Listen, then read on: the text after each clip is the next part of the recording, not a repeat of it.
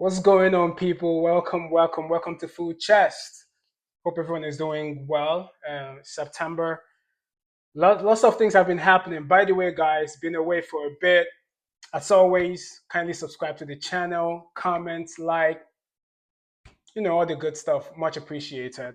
All right, so I'm just gonna jump into things. One of the things that have picked up my interest, just kind of recently that's been happening is that part of the Sahel Alliance have left the ICC.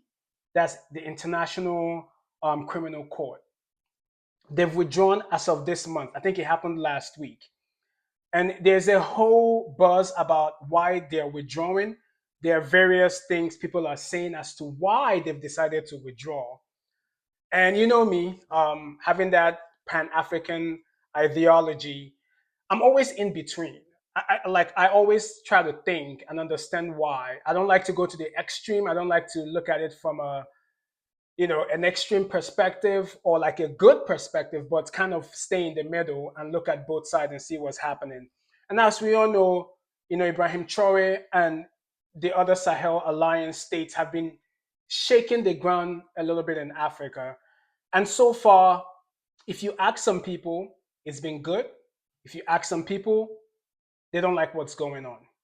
But for me personally, I think what they're doing has its advantages and it shows that things can be done differently, which ideally is a good thing. But let's look at this. So, the countries specifically that have left the ICC that announced their withdrawal is Burkina Faso, Mali, and Niger. So before I jump into things, what is the ICC? Someone might think, what is the International Criminal Court? So the ICC, their basic job is to bring justice to individuals who have been accused of the most serious international crimes. Crimes like genocide, crimes against humanity, war crimes, crime of aggression.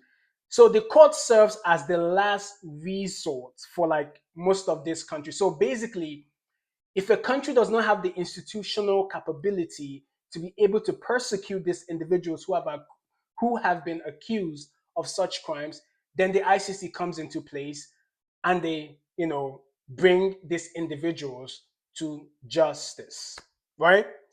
And basically, so they intervene only when national judicial systems are unwilling or are unable to persecute, like I mentioned, bring the so called criminals or so called accused to justice, right? So that's what the ICC is. So now, why did Burkina Faso, Mali, and Niger withdraw?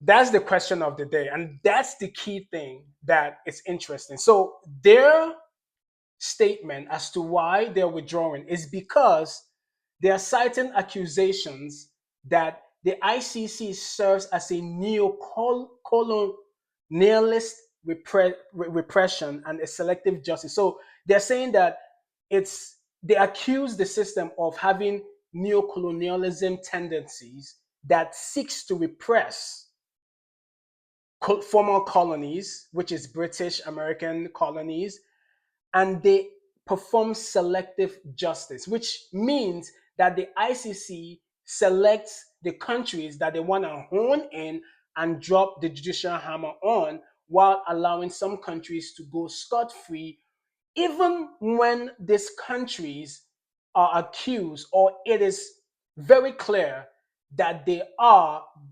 conducting things that is within the mandate of the ICC. So that is what these countries are accusing the ICC of. Now, even though they've withdrawn, some of the consequences that a lot of people are talking about as to, you know, there's going to be for these countries from their withdrawal is that, deprivation of the population of important, international avenue for justice and redress. There's terrorism talks. There are, of course, no recourse for citizens. There's the whole Islamist extremist talk going on in these states. And, some people might say that this is a way for them to circumvent justice if these presidents were to do something wrong, were to commit genocide, were to, forcefully do things to the citizenry. So therefore, they are trying to circumvent justice or cover themselves if they are accused of some of these things. So that is some of the things that people are saying, oh, that is why they are withdrawing.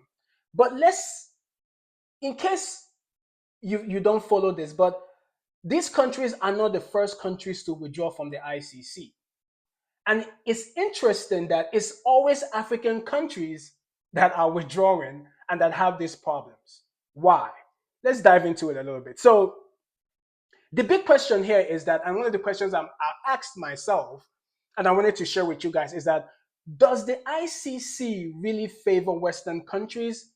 Is it a platform to favor neo-colonialist ideologies and to keep, colonialist ideologies and to keep former colonies still in bondage? Is it like a neo-colonialism, um, institution as they are being accused of? So now let's look at the past accusations of from these countries, right? Let's take a look. So, for example,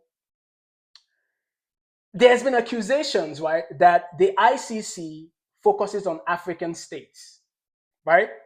Which we can say it's right, it's wrong, but a lot of African states have complained that, man, the ICC focus on us a lot and they try to bring the hammer on most African countries.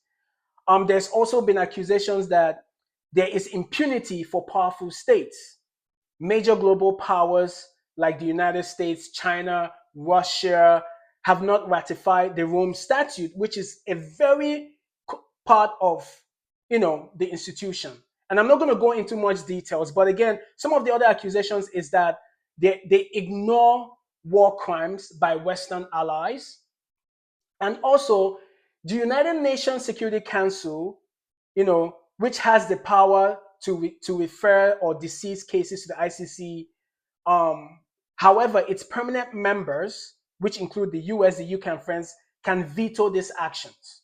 So again, the powerful states have veto powers, which African states or so-called underdeveloped countries don't have.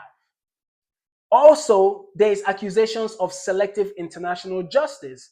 There are accusations that human rights organizations have raised concerning about selective justice, like Amnesty International. For example, they noted that the ICC's rapid action in Ukraine demonstrated what was possible when there was sufficient political will and funding, which in contrast is different with the court's slow pace and budgetary excuses for inaction in other regions, including Afghanistan and Nigeria.